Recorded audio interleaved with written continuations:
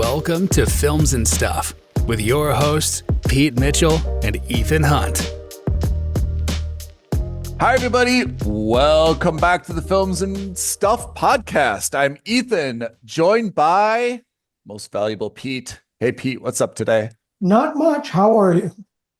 I'm tripping all over my words, and the reason is the day has come. I don't know how many years, how many months. I don't know what it's been, but the new Captain America was released last weekend, and in a Films and Stuff exclusive, you and I watched it together. That's right. We got to see it in all its glory in the same cinema hall, something we haven't done since Dune Chapter 1. Since Dune Chapter 1. And it was also in 3D, so maybe that was our first 3D movie we've seen together. That's correct.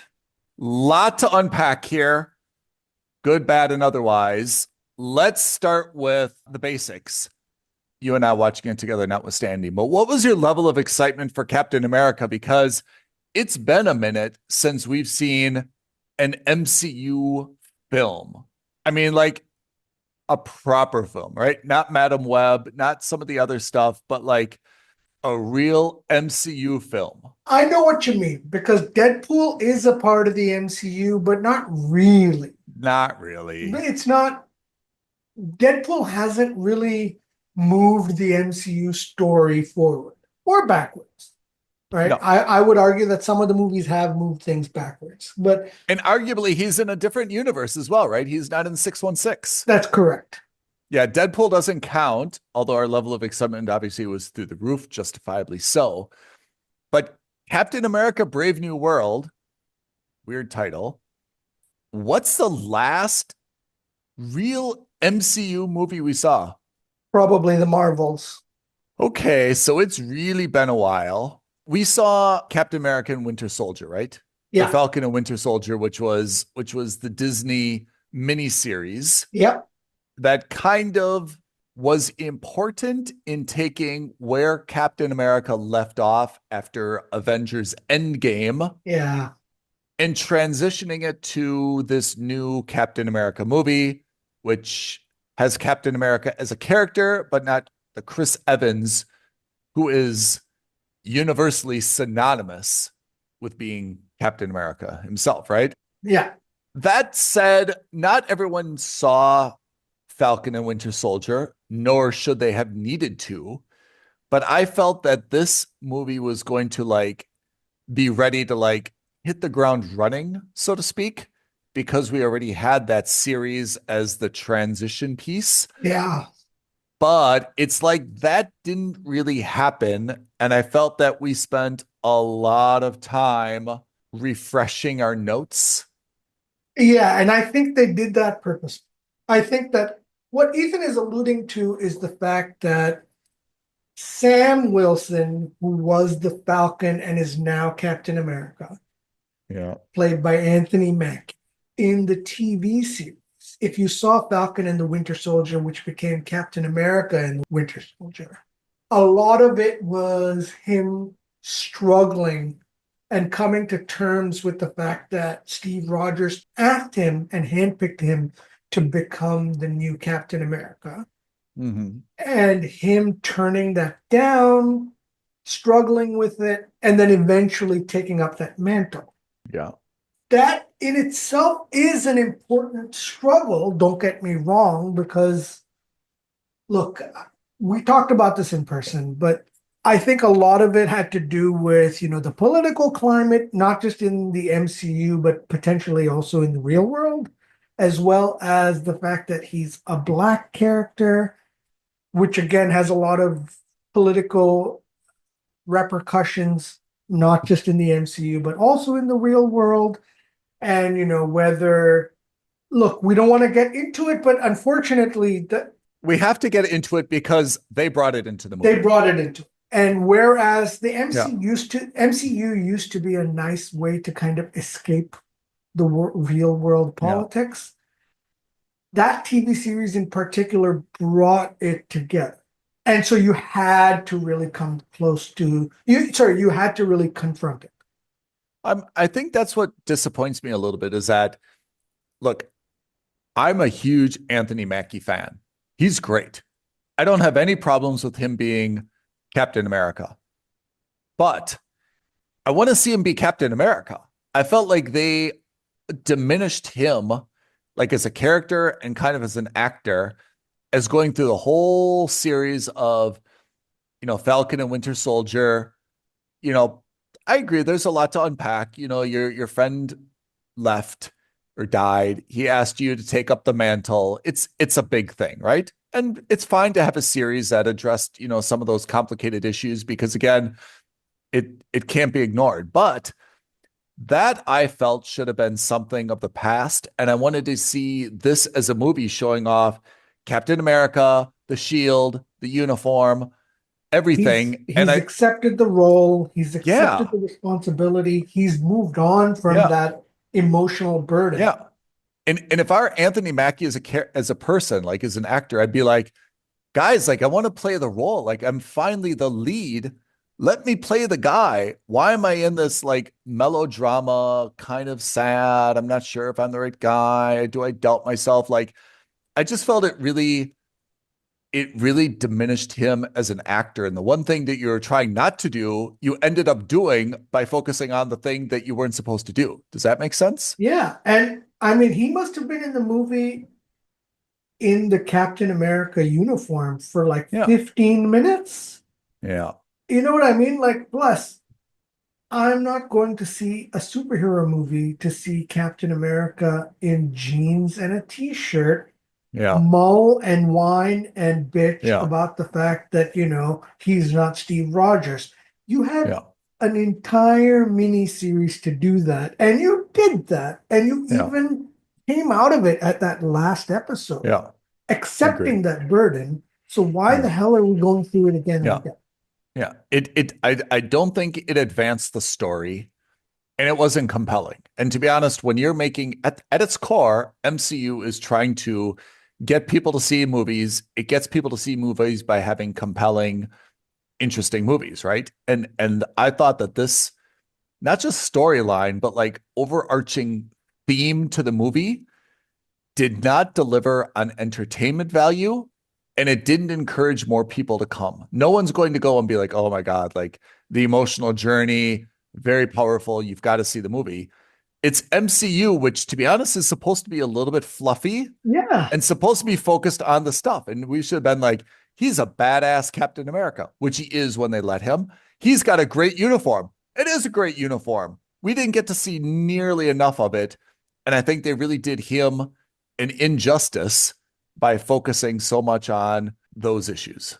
I want to see some issues of emotional weight, but I don't want those issues to also be so classically related to real world. Yeah. Yeah. I get it. You and I are obviously, I mean, we're not Black. We can't understand that plight. Well, we're not white. We're not white either. We're not white either, by the way. And at the end of the day, there's also a significant, like, I need movies, especially MCU movies, to be a great dose of escapism. And the conflicts that I see want to be believable and real, but not too real. And this was too real. Yeah. I mean, I just also, like I said, I felt it diminished the issue a little bit by focusing so much on the issue. And I think that making him an amazing Captain America would have been the best way to nip this issue in the bud and come out, better on the other side. Yeah. Okay. What's the point of this movie? Like, if you start a movie and you say, look, we're going to make a Captain America. All right. I'm all in. What do you want Captain America to do? What is this supposed to do to advance MCU? Where do you want this character to come out on the other side? Then let's write the story accordingly, right? Yeah. And they really were trying to go with this espionage spy thriller vibe. Yeah. But you can't do that and also focus on political issues. Just focus on the espionage. Focus on the mystery. Who's the bad guy pulling the strings? And heaven help me, they made it so obvious who it was. They should have been a little bit more tactful about trying to hide the identity of the main bad guy. And I don't think they pulled it off, to be honest. Yeah, I mean, I understand the point that with Thanos gone, you probably need to make the issues a little bit more localized, Yeah. and that's okay. But it's just kind of a question of why him, why now, and where have you been all my life? Like, where have you been the last 15, 20 years? Like, I thought there was a better way to do it. I thought that the link with the Eternals, they actually did an okay job to try to link these together. Yeah. That would be a bigger plot line. Like, I think they could have stretched that out over a few movies, and that would be like probably something worth exploring a little bit more. I thought they just made the whole thing like a parceled single episode movie, and that's it. Okay, all those problems are solved. Bad guy disposed of. This issue resolved, right? Kind of too fast. I mean, okay, we're beating around the bush. Spoiler alert. Who's the main bad guy? We see Samuel Stearns come back as the leader from the Edward Norton Hulk movie all the Yeah, way back to just start the MCU. I don't know. I just felt the whole plot of this movie. And look, we know what we're expecting. I mean, you're running out of characters. MCU again is not intended to be like overly complicated, but I just felt if you're going to make that basic plot and that's your bad guy, I can get behind that. Let's have a really enjoyable movie. Yeah. Let's have something that has a lot of humor, makes me laugh. It's witty, it's quirky. There's some great action sequences, and we can say that was a great movie. I really enjoyed it. That's a popcorn munching movie. Plot, not amazing, but the movie made up for it. If you're not going to have the plot and you're not going to have an enjoyable movie, what do you have left? Yeah. And that's the downside, I thought, of Captain America Brave New World, which was it seemed to be 1 2 hour explanation, like a recap, almost Yeah. like a narrative recap. Like, this is where we last left off, right? Our characters, blah, blah, blah, blah, blah. And then they kind of like advance them to the next MCU film. But in the middle, they didn't give us anything. Like, it was just a recap, nothing more. And they didn't really even expand us to the next film, right? Like we No. know, you and I know that the next film coming out is the Thunderbolts. Yeah. But there was no link to the Thunderbolts. There was no mid-credits cameo. There was no nothing that No. was moving forward. And they tied the bow up so neatly about the adamantium and Celestial coming out here. Yeah.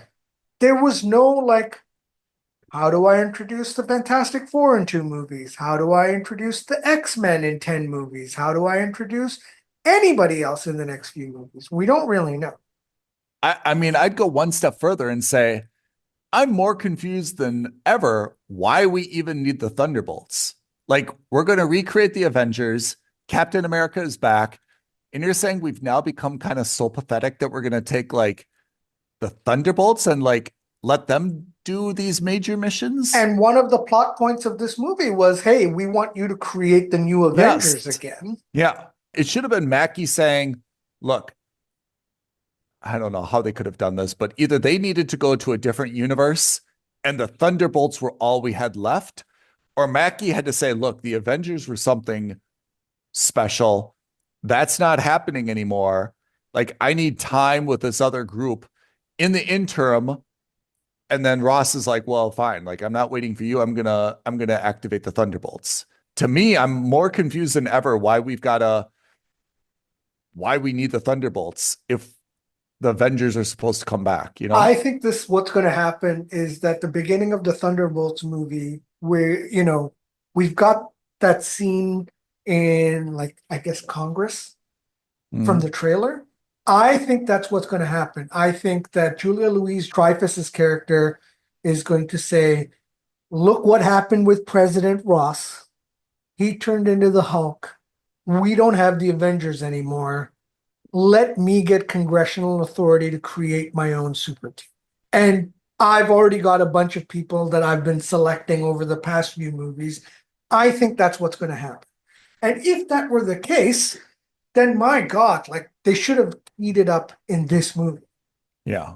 Even if it was in the trailer, or sorry, the end credits. End credits. Yeah, I agree. That's the problem, is that you tried to advance to the next movie, but you failed in doing that as well. Yeah. Oh, well, there's so many people coming out. There's another thing. It's a vague thing. They keep talking about the multiverse. Yeah. We've heard about the multiverse. We've seen the multiverse. We understand it. Like you need to be a little bit more definitive with the end credits. Yeah.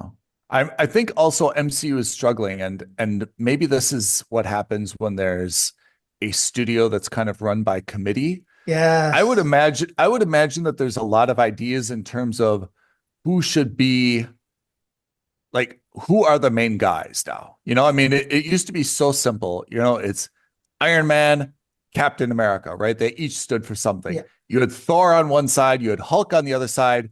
Hawkeye and Black Widow were like excellent kind of human supporting characters.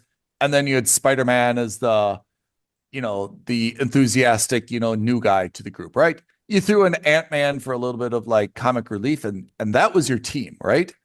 Now I bet someone's like, well, I don't know if Anthony Mackie can do it. We got to find a new Falcon. Falcon, to me, added nothing. Absolutely nothing. Nothing. You said this a couple times when we walked out of the cinema, Yeah. but it felt like a safe move. Yeah. It didn't feel like they were swinging for the fences. It felt like, hey, the last couple movies have been bombs. They've been critically and commercially unsuccessful. Let's just put out a Captain America movie that isn't trying to do anything spectacular, but isn't a bad movie. Like this wasn't a bad movie, but this certainly wasn't memorable. It wasn't memorable, but I just don't understand that there was no direction in the movie. It's like they just started filming and said like, okay, everyone just kind of like ad lib and be yourself. So apparently half the movie was reshot. Why? Apparently Giancarlo Esposito's character wasn't even supposed to be in the movie. And then they did a few reshoots and they added him in. I thought he was quite good. I thought he was fine. Maybe even a high point. Yeah. I also think that a lot of the things that they added or that he was a part of was very expository. And I think they made a movie and then they realized that, you know what, maybe only 10% of our audience saw the TV series. So we need to add some bulk and do a lot of explanation and get everyone on the same page.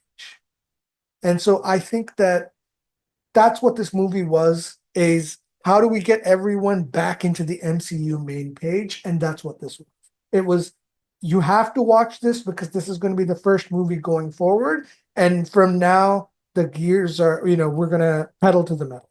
I will accept that. What I will not accept is that has to be mutually exclusive with having an enjoyable movie. Yes. The choice isn't, hey guys, should we have a movie that's funny and has a lot of, quirky scenes in it, or should we have a movie that gets everyone on the same page? Vote for one or the other. There's no reason why you can't combine those two. Yeah. And you and I said it like a few times. To me, MCU is known for the most basic example. Someone's, jogging in the park. They've got their headphones on. They're listening to, like learning a second language or some, very soft, quiet elevator music. And behind them is like carnage, right? Yeah. Like all this crazy stuff. And the MCU to me was always really good at those juxtapositions, like the funny things where you laugh because like, ha ha ha, all hell is breaking loose behind this jogger, and the jogger doesn't even realize because they're listening to Anya, right? Yeah. And that costs zero, right? There's no FX. That's zero, right? To just get the extra to like, put on a pair of shorts and jog in front of the action scene. None of that. There was no quirky, funny scenes. There was no characters ribbing each other, like ongoing jokes threaded through scene after scene after scene. None of the hallmarks of what made MCU so funny, right? If you think of like Guardians of the Galaxy, when you think of Thor, Iron Man, they all have kind of these running jokes, right? Yeah. And this had nothing. The only time I can even remember an attempt at a joke was when President Ross Harrison Ford turned into the Red Hulk and someone said, "Oh, he's red now," Yeah. which is maybe not even intended to be a funny line because that's just a factual statement, but that was delivered with enough kind of surprise that that could possibly be the only funny line in the movie. It's not like anything else fell flat, right? When Bucky showed up, he delivered a serious speech. All the scenes with, Falcon were serious. He didn't have any quirks, right? Unlike Tom Holland, when he was Spider-Man, he was so quirky and funny. We talked about, his aunt, right? How everyone's always hitting on his aunt and stuff. Right. Like there was nothing like that even remotely here. Zero. So I'm disappointed with the movie because it's not that it fell flat and that it was safe. It's like, or maybe it's because it's safe. It didn't try. I just feel like it didn't try. What did you think of the Hulk as the bad guy and the leader? I would not have minded. I mean, first of all, it's a little bit of a misnomer that the Hulk was a bad guy because the way that you see the trailers or the previews, you expect this to be an entire movie about those two, right? And the way those usually go in the MCU is they have a big face off and the Hulk destroys Captain America. Yeah. Captain America is humbled. He starts to doubt himself. Someone bulks him up. He's got a new plan. Then they face off again in the big finale and then he wins, right? Yeah. That's kind of the MCU formula. Here, we didn't even get the Red Hulk until kind of like the penultimate scene. Yeah. And I thought like maybe Liv Tyler would come in and calm down the dad. But instead, it was just kind of like he smashed Captain America. And then Captain America's like, "Hey, dude, this isn't you. You're better than this. Don't be a jerk." And then Hulk was like, "Yeah, you're right. I'm better than this." And then he came back to Harrison Ford. Yeah. Like it was fully unimaginative. It would have been better if like Captain America would have transported him to the Eternals Island, or Hulk would have jumped into the air. We never would have seen him again, or something would have happened where it's a recurring storyline because now he's Hulk. Or, I mean, they shouldn't have revealed that he was Hulk. Yeah. I think that would have been a phenomenally great reveal. All of a sudden, you think the leader is the bad guy. You think that he's going to lead you towards this thing. And then all of a sudden, he's like, "Oh, but I have a Hulk." The line that Loki says, and Captain America says, and then Loki says, "But I have a Hulk." And Ross turns into the Hulk and starts battling it out. I think that would have been a phenomenal twist. Yeah. I mean, it also begs the question, where is the Hulk? Exactly. Why wasn't Mark Ruffalo in there? I mean, let's just imagine where he is and She-Hulk, if you want to go into the universe. Oh, God, yeah. Are they just in California, like, watching the news? Like, "Oh, man, a Red Hulk. Like, we should sit this one out?" Or like, if you've got a Hulk in there, you need to have a Bruce Banner reference that's stronger than just Liv Tyler. With all due respect, he should have made a cameo if you were going to insist on having him be the bad. Even She-Hulk, we both hated that show. Yeah. And it's awful. But this would have been the opportunity to kind of redeem her. Yeah. Or to test if you wanted a second series, is she could have showed up. And again, we don't like the exposition, but she could have made a line why Bruce isn't here. Yeah. Right? Like Captain America could have said, "Banner, we need you." And then she shows up. "You've got me." Yeah. Right? Like there could have been a line or something. And then she battles the Hulk. I mean, that at least would have been something, but I don't know how you can say, "Hey, there's a Hulk and a She-Hulk," but what are they doing? She's in her law firm just working like, "Nah, I don't need to get involved." Nonsense. Yeah, exactly. Banner's like a Red Hulk. Like you said, in the world of playing it safe, that's just not playing it safe. It's almost like malpractice to be like, we've got this stable of characters and they're not even going to be acknowledged whatsoever, even though it's exactly in their wheelhouse and exactly not just to make it an amazing movie, but like just to like acknowledge the obvious in terms of there's two more Hulks. Why are they not referenced? at all. Anthony Mackie doesn't even like try to reach out to them, Yeah. call them. Like, Yeah, and he's worked with them, right? yeah, Like why they're wouldn't you? friends. They're Why friends. wouldn't you call Yeah. him up, right? And just say, hey, look, I need help. I need some tips. What can I do Yeah. to calm him down? Yeah. Right. And if you want to make it funny, you could have had him say, why don't you get Nat on the phone and try to get her to sing that song? Hey, the sun's getting real low, big Yeah. guy. You know what Yeah. I mean? Like Yeah. Like, anything. yeah. Like he could have held up the phone. You could have Nat's voice and the Hulk like smashes his phone, right? Yeah. I mean, like you and I are just sitting here like spitballing. We're obviously not being paid for this, but there's a lot of ideas on how to make this movie better. And I know there's a lot of differences of opinion. You get 20 writers in the writer's room, but the idea to like, hey, let's just do nothing because we can't agree on what the right thing to do is, I feel like is malpractice as a strategy. Yeah, I mean, you're right. I don't like She-Hulk at all. I think they really mishandled that TV series. But if you want a redemption for her, this could have been it. Yeah. And I mean, not just a redemption. I mean, you made the show. You've got to live with it now. Yeah. She's out there. You can't just ignore and take it back and be like, nah. Or, I mean, again, if you really wanted to tie the loose end up, you say, look, we're not going to do She-Hulk anymore. It had 0% ratings on Rotten Tomatoes. We just can't acknowledge her. Have her at least kind of in it. And then, I mean, not destroy her, but like there's a vaccine or something and be like, well, now we're going to tie up that loose end. And she sacrificed herself for, you know, the greater good. And now she's no longer Hulk and Harrison Ford's no longer Hulk. Right? Sure. Because Harrison Ford, in theory, he's in this, what's this prison called? The Raft. Casting I thought was good. I'm not stuck on Danny Ramirez as Joaquin Torres. Yeah. I just am not feeling his anything, you know?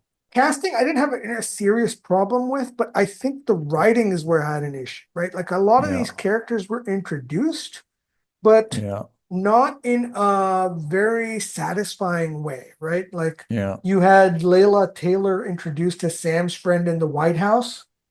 We don't know anyone. We don't know anything about her. Other Black Widow introduced as the special agent by Harrison Ford. Yeah. No backstory. She's a Black Widow or a former Black Widow.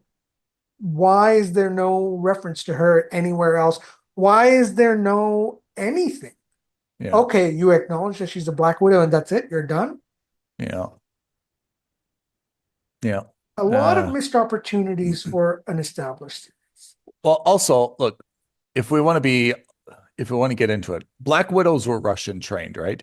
Yeah. Okay. I mean, does the president know that she was a Black Widow? Probably. Like, you wouldn't have, honestly, a Russian Black Widow as your chief of security as a president. I mean, that would just be... I mean, yeah, you like Natasha was the same, but I get it. She wasn't really a part of the White House. She was on her own superhero team. Yeah, she was. That's why she was an Avenger or a Thunderbolt, is because like you're a little bit like expendable. You're not really trusted. Yeah. Yeah. You're probably not going to make that person head of security. Anyway, that's getting into it. Where do we go from here? On a practical timeline, in the next 2 months, in the next 3 months, we've got the Thunderbolts releasing. Which I am excited about. That one looked like it had humor in it. Yeah. Right? The trailer came out a couple weeks ago. Red Guardian's in there. He seems like he's got some funny lines in there. Yeah. Bucky seemed like he had some funny lines in there. All of them had what I would feel, at least based on the trailer, had the classic Marvel humor. Do you think that this is something that happens, you know, like you start off as like the fun little rogue group, and maybe you don't have the like these very established writers or kind of like up and comers, and they do the opposite. Instead of playing it safe, they've really pushed the envelope. We saw that with Deadpool, right? Yeah. Like they push the envelope and they're way more enjoyable films. Like, because I agree, like what I saw from the trailers of Thunderbolts, I was laughing during the trailer, and this Captain America movie was utterly joyless. And I think it's strange that the smaller movie with the lesser characters is way more enjoyable and fun than kind of like the big thing. And I think that's a little bit of the problem that the MCU is facing, is that they've made themselves big and lumbering, So mainstream and big now, yeah. and not very dynamic. And they're worried about explaining everything to everyone. And let me put it this way. When you talk about all the exposition, they're making it for, let's say, my sister or my brother. I'll tell you this, with all that explanation, my brother and sister probably understand it less. I don't think that all those explanations actually help anyone kind of understand what's going on. There's probably a better way to do it if that's really your concern. And even if they do get up to speed on it, the movie wasn't enjoyable. So what's the purpose? Yeah. That they understood the plot of an unenjoyable movie? I think those explanations and exposition was more for fans like you and me who didn't see the TV series. And it's a way of catching everyone up. I mean, you've got to make some hard choices, which is you've got to make people see movies in advance and shows in advance, or you've got to just make a really good movie and maybe you don't understand some of the motivation of the character, but at least you're damn well enjoying the movie, and that kind of encourages you to go back and see the series or the. No, I 100% agree. I think that's exactly the right thing. I think you have a better chance of someone going back in time and saying, hey, I really like Captain America 4. I didn't really understand what happened with the Sokovia Accords. I didn't really understand what happened with the Winter Soldier. I'm going to go watch Captain America 2. I'm going to watch Captain America Civil War. I'm going to watch Falcon and the Winter Soldier. And maybe I don't like those movies as much, or maybe I do like those movies, but guess what? I really like Captain America 4. This is a technology solution that maybe doesn't exist yet, but maybe the MCU is the right way to do it. Maybe we need something on the screen. We've talked about interactive movies for a long time, right? And Amazon Prime had X-Ray. Maybe the MCU needs to say, look, we need to start having QR codes in the corner of our movies where we say, like, don't know the Sokovia Accords? Learn about it here. Watch it here, right? Referenced in this movie at this time, in this comic at this time. Yeah. Not sure why Bucky has a metal arm? Learn about it here. Don't know what adamantium is? Learn about it here. And maybe Marvel needs to do less of these long-winded narrative Wikipedia explanations and instead be like, let's just make it easy for people to find out. Let's start inventing the second screen. You'll have a pop-up. You can read about it quickly on an MCU website. There will be a small, ad banner at the top. But let's help people like catch up without cramming it down their throat. I think you go even simpler because you have the little QR code or something. Yeah. And it links to like a YouTube video or a short clip. Yeah. Where Anthony Mackie is there and says, what's adamantium? Oh, just like, just like that little, I don't know what it was, the bee in Jurassic Park, or maybe even like the little DNA strand. Yeah, the little DNA strand in Jurassic Park, or the lady who did it in The Big Short. Right. When they did the cutaways with Margot Robbie and with all the different guys. Yeah. That's man. Why are we not in this? Such good ideas, right? Like that would be a great idea. When you do the release on DVD or on the streamers, because I get that you wouldn't want to do that in the cinema, right? Like that's probably you could do it, but I think you distract from the movie. Yeah, fine. But I bet that would be a great way where you're watching it at home, or even if you are watching it in the cinema, you scan it with your phone. Yeah. You get the QR code and it cues it up and says, hey, this is what the Sokovia Accords are. And you've got Robert Downey Jr. in his Iron Man costume with Chris Evans in his Captain America costume and said, this is what Sokovia Accord was. This is why it was a problem. Move on. Next clip. What's adamantium? You have Hugh Jackman show up with his Wolverine claws and say, this is adamantium, the most powerful metal in the world. Blah, blah, blah. What's vibranium? You have the new Black Panther, Shuri, come up and say, hey, this is what vibranium is. All these small things, that I think would be a killer app not just a killer app. It's almost beyond a good idea and necessary at this point. Yeah, because the world is so big. Yeah. And even me, I mean, there are, even like when you talk about like 616 and all the different worlds, and I have to say, even there are times when there's things that I need to look up.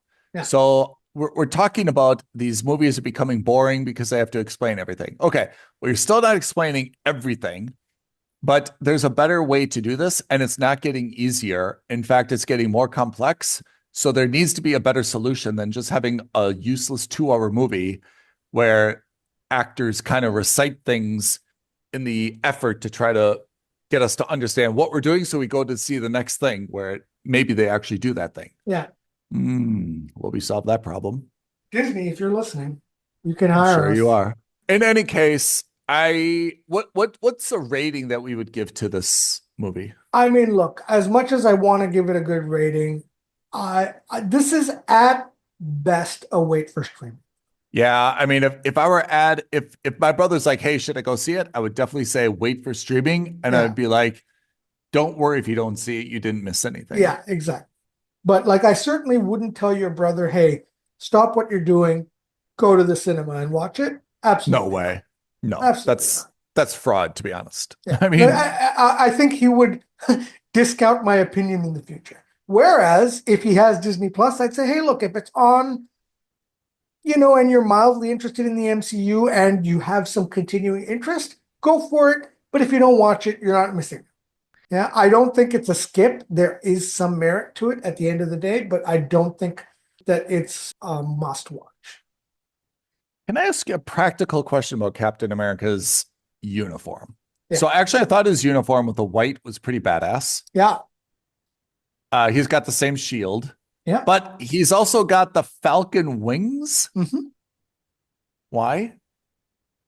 Because that's his thing. He doesn't fly. He doesn't have super strength. He's got to have something. I mean, but Captain America just had the shield, right? Yeah, but he was also a super soldier. He didn't need anything else. Okay. But Falcon's also got the falcon wings. Yeah. All right. I think that's everything that needs to be said about Captain America, Brave New World. Boring ass title. I know they're going to call it New World Order, which I thought was also a problem with like the WWE or whatever, which is NWO. And also it does sound like a little bit like Nazi-ish. Yeah, right? it's a little ominous. So I guess that's not it. But I have to say Brave New World doesn't really like give me anything. They should have gone with the Serpent Society. I don't think they needed to have the leader, or they could have had the leader be the head of the Serpent Society. They could have done so many more things, but anyway. Yeah. Okay. Pete, read off our YouTube creds and other social media jazz, please. Of course. If you guys have any opinions on Captain America 4, did you like Anthony Mackie? Did you love the leader coming back? What's your feeling on the Red Hulk? Let us know. Tweet at us at FNS Podcast. DM us on Instagram at Films and Stuff Podcast. Or the best thing you can do, like this video, leave a comment below, subscribe to our channel, and hit that notification bell. Could not have said it better ourselves. This was a Valentine's treat for us. All right. Everyone, thank you for joining the Films and Stuff podcast. Pete, as always, thank you for your exposition and more importantly, your expertise. Thanks, Ethan. Thanks, everyone. We'll see you next time. Films and Stuff podcast. Bye for now. Thank you for listening to another episode of Films and Stuff. If you haven't already, please subscribe and review on Apple Podcasts, Spotify, or wherever podcasts are downloaded. Films and Stuff. There is no substitute.